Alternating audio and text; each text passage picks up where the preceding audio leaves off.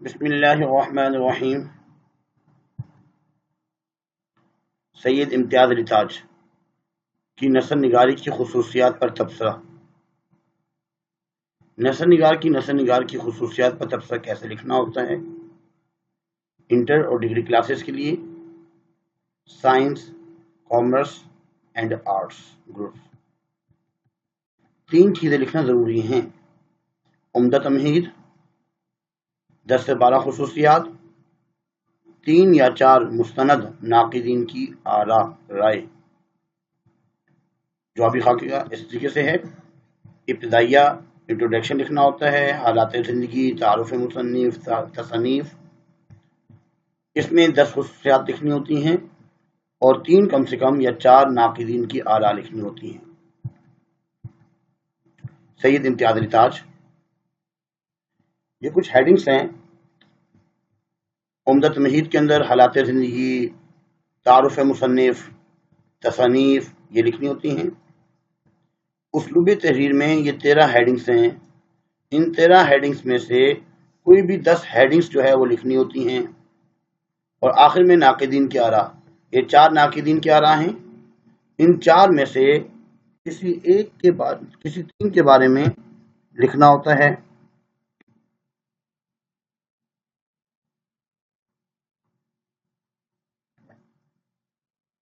حالات زندگی میں اب کیا لکھنا ہے اس کو دیکھ لیتے ہیں۔ جیسے تعارف مصنف میں امتیاز علی تاج کے بارے میں اور اچھے انداز یعنی کہ تصانیف بھی نیچے لکھی ہوئی ہیں، اس طرح بھی لکھ سکتے ہیں۔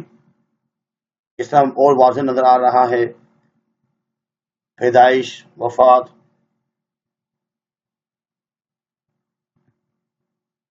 اور یہ ان کی تصانیف ہیں۔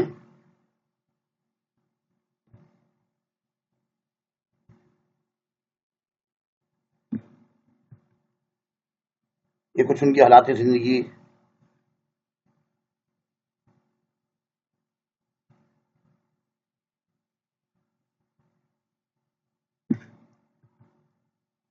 اور یہ ان کی تصانیف تو بہت سی ہیں، لیکن کچھ تصانیف اس میں سے لکھنی ہیں۔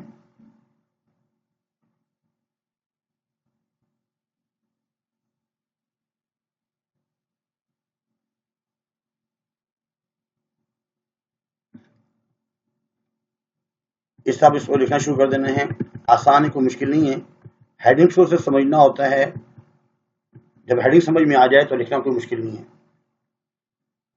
پہلی ہیڈنگ ہے صاف اور سادہ زبان، بہت ہی آسان۔ اس میں بتانا ہے کہ امتیاز علی تاج نے جتنے بھی ڈرامے لکھے، افسانے لکھے، بہت ہی صاف اور سادہ زبان میں لکھے، سلیس انداز میں۔ ایک ہوتی ہے بازاری لینگویج، وہ انہوں نے اختیار نہیں کی تھی۔ ہاں، کبھی کبھار محاورے بھی استعمال کرتے تھے، لیکن وہ بھی اتنے آسان ہوتے کہ سمجھ میں آتے، اس لیے ان کے ڈرامے اور افسانے جو ہے نا ہر انسان کو سمجھ میں آتے ہیں۔ یہ بس بات۔ اس کے بعد ہے پلاٹ کی جدت، جدید۔ امتیاز علی تاج کے ڈراموں میں جدت، جدید انداز وہ نظر آتا ہے، خاص طور پر جو ان کے پلاٹ بہت ہی منظم ہیں۔ ڈرامے کے پہلے ہی منظر میں عموماً جو ہے وہ تمام کرداروں کا تعارف کرواتے ہیں، پھر کہانی کو آگے بڑھاتے ہوئے بہت اچھے انداز میں بیان کرتے ہیں۔ اس کے بعد ہے شوخی و ظرافت، ہنسی مذاق۔ ڈراموں میں مزاح بھی پیدا کرتے ہیں، صرف کردار ہی نہیں ہے بلکہ واقعات اور ماحول سے بھی کام لیتے ہیں۔ ان کا ایک ڈرامہ ہے آرام و سکون، اور ایک اور جو ہے چچا چھکن۔ اس کے اندر ہمیں شوخی اور ظرافت جیسی صفات نظر آتی ہیں۔ اس کے بعد اگلی ہیڈنگ جو اس میں نظر آ رہی ہے برمحل برجستہ مکالمہ، یہ ان کی خصوصیت ہے۔ ان کے مکالمے جو ہے وہ بہت ہی دلچسپ اور خوبصورت ہوتے ہیں۔ ماحول اور موقع محل کے مناسبت سے وہ برجستہ مکالمے تخلیق کرتے ہیں۔ ان کے ڈرامے اور افسانے پسند بھی کیے جاتے ہیں، جو ہے موقع محل کے مطابق اسی وقت حقیقت کا رنگ۔ امتیاز علی تاج ایسی کہانیاں اور ایسے ڈرامے لکھتے ہیں جس میں حقیقت کا جو عنصر ہے وہ زیادہ پایا جاتا ہے، اور ان کی جو کہانیاں ہیں وہ ایک جیتی جاگتی تصویر نظر آتی ہیں۔ ان کا جو ڈرامہ آرام و سکون وہ واقعی حقیقت سے قریب نظر آتا ہے، اکثر گھروں میں ایسے ہی ہوتا ہے۔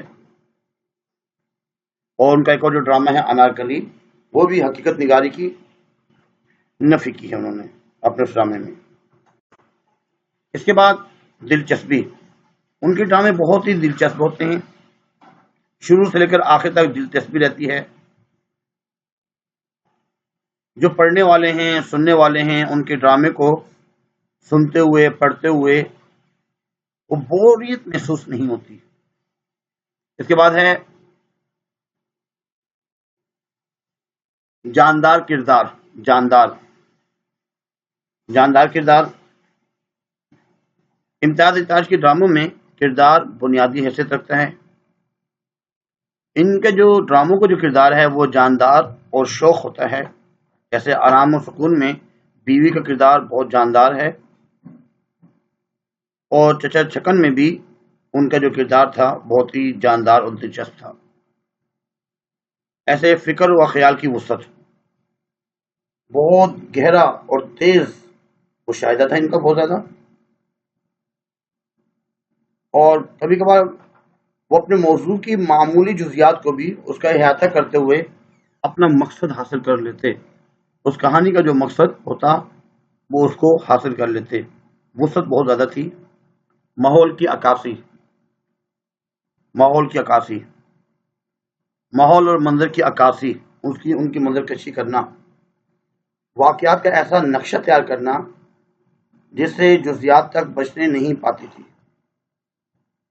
ان کا جو ڈرامہ ہے انارکلی میں مغلیہ شان و شوکت اور جلال و جلال کو اتنا مؤثر انداز میں پیش کیا کہ مغلیہ دور کے ماحول کا نقشہ آنکھوں کے سامنے آ جاتا ہے۔ یہی ماحول کی عکاسی، جذبات کی عکاسی، ان کو جذبات کی عکاسی پر مکمل دسترس حاصل ہے، چاہے وہ مرد ہیں، بچے ہیں، عورتیں ہیں، جو بھی ہیں، ان کے جذبات اور احساس کی عکاسی شاندار انداز میں انہوں نے کی ہے۔ ان کا جو ڈرامہ ہے انارکلی وہ بھی جذبات کی عکاسی کا بہت ہی بڑا شاہکار ہے۔ اس کے بعد مغربی اور مشرقی روایت کا امتزاج، مغربی اور مشرقی روایت کا امتزاج۔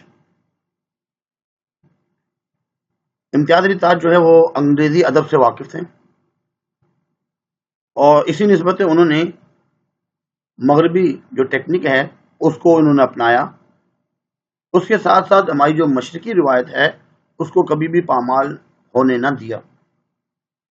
ان کا ایک ڈرامہ جو ہے چچا چکن بہت ہی مشہور ہے، اصل میں وہ ایک انگریزی کردار ہے، لیکن اس کے باوجود انہوں نے ان کا جو گفتگو ہے، ان کے حرکات و سکنات وہ مشرقی ہے، وہ انہوں نے خود جو ہے نا اس کو ایجاد کیے۔ اس کے بعد مقصدیت، جو بھی لکھا با مقصد لکھا۔ وہ معاشرے کے ناپسندیدہ کرداروں کو اپنے ڈرامے اور افسانوں میں بے نقاب کرتے ہیں۔ اس طرح ان کے افسانے اور ڈراموں میں مقصدیت اور اصلاح کا پہلو بھی ہمیں نظر آتا ہے۔ آخر میں ہے متانت و سنجیدگی، طنز و مزاح ہی نہیں اور بعض جگہ بہت سنجیدہ اور متین کردار بھی نظر آتے ہیں۔ یہ کردار ڈرامے یا افسانے کو مزید جو ہے دلچسپ بنا دیتے ہیں۔ اس طریقے سے لکھنا ہوتا ہے تھوڑا بہت ہر ایک کے بارے میں۔ اب ان کے بارے میں ڈاکٹر ابو اللیث صدیقی کیا کہتے ہیں؟ وہ یہ فرماتے ہیں کہ ڈرامے کی محض عوامی پسند ہونے کی روایت کو امتیاز علی تاج نے بڑی ہمت اور جرأت سے توڑا۔ ڈاکٹر حنیف فوق ہیں، وہ یہ فرماتے ہیں کہ امتیاز علی تاج کی بہت بڑی جیت ہے کہ انہوں نے انسانی جذبات کو ان کے سماج اور ماحول سے منقطع کر کے پیش کیا۔ ڈاکٹر عبدالسلام جو ہیں وہ یہ فرماتے ہیں کہ اردو ڈرامے کو جدید انداز کی طرف جو لانے والے ہیں وہ امتیاز علی تاج ہیں۔ علامہ اقبال فرماتے ہیں کہ ان کا جو ڈرامہ ہے انارکلی، انارکلی کی زبان میں روانی اور انداز میں دل فریبی ہے۔ اس طریقے سے لکھنا ہوتا ہے۔ اب سلائڈز کو دیکھ لیتے ہیں، آپ اس میں سے یاد کر سکتے ہیں۔ حالات زندگی، یہ تصانیف تو بہت زیادہ اس میں دی گئی۔ یہ صاف اور سادہ زبان، اس کے بارے میں۔ اس سے پہلے ایک چیز کو دیکھتے ہیں، کچھ ویڈیوز ہمارے پاس ہیں۔ اگر آپ یوٹیوب پہ سر نوید خالد لکھتے ہیں تو اردو کے بہت سے لیکچر آپ کے سامنے ہوں گے۔ پوری بک کے ہی تقریباً لیکچر موجود ہیں، تمام غزلیات، تمام مرکزی خیال، خلاصے، ایم سی کیوز، اقتباسات کی تشریح۔ اس کے علاوہ تفسیر جتنے بھی ہیں، مرزا غالب، سر سید احمد خان، مضامین وغیرہ، ہر چیز اس کے اندر موجود ہے۔ آپ اس سے استفادہ حاصل کر سکتے ہیں۔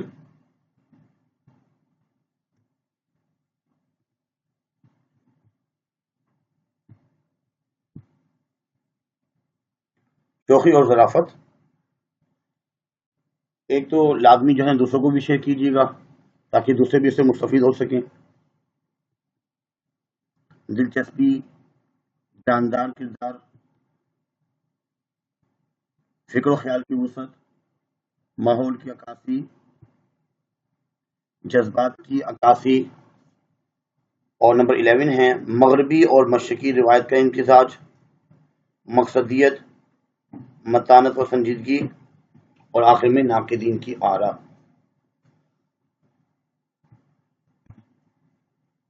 امید کرتے ہیں کہ لیکچر سمجھ میں آ چکا ہوگا۔ چینل کو سبسکرائب کرنا نہ بھولیے گا اور شیئر کیجیے گا، لائک کیجیے گا۔ اللہ حافظ۔